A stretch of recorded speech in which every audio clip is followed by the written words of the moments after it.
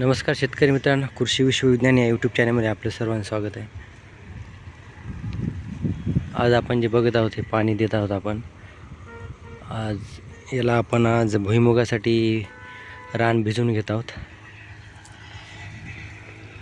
यामध्ये सोयाबीन होता अगोदर, त्या डिप्पीपासून ते इकडं आपण याच्यामध्ये भुईमुग पेरणार आहोत.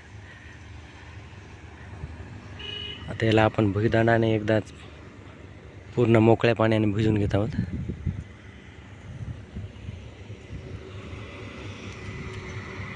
याला आपण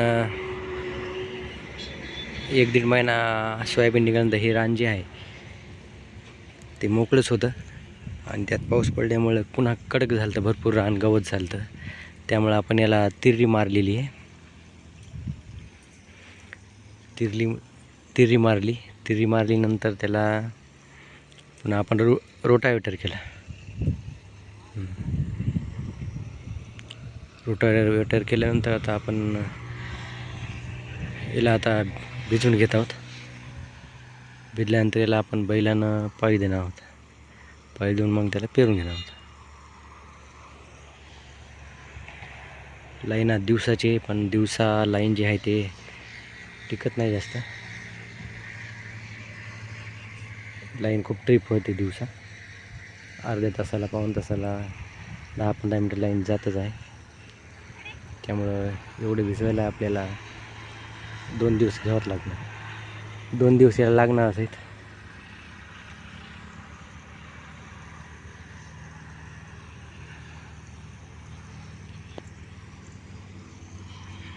रात्री थोडं भिजवलं होतं, पण लाईन गेल्यामुळे हे झालं. हे बघा,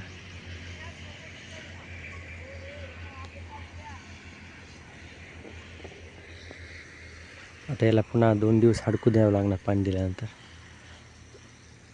2 दिवस भिजवायला लागणार. तिथून 2 दिवस याला पूर्णतः हडकून नंतर याला हडकल्यानंतर पाळी द्यायचं. पाळी दिल्यानंतर मग याला पेरून घ्यायचं.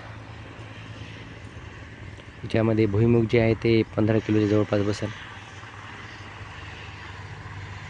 मागच्या वर्षी 15 ते 18 किलो बसला होता. आता थोडं कमी झालं त्यामध्ये, भाजीपाला पलीकडून लावल्यामुळे.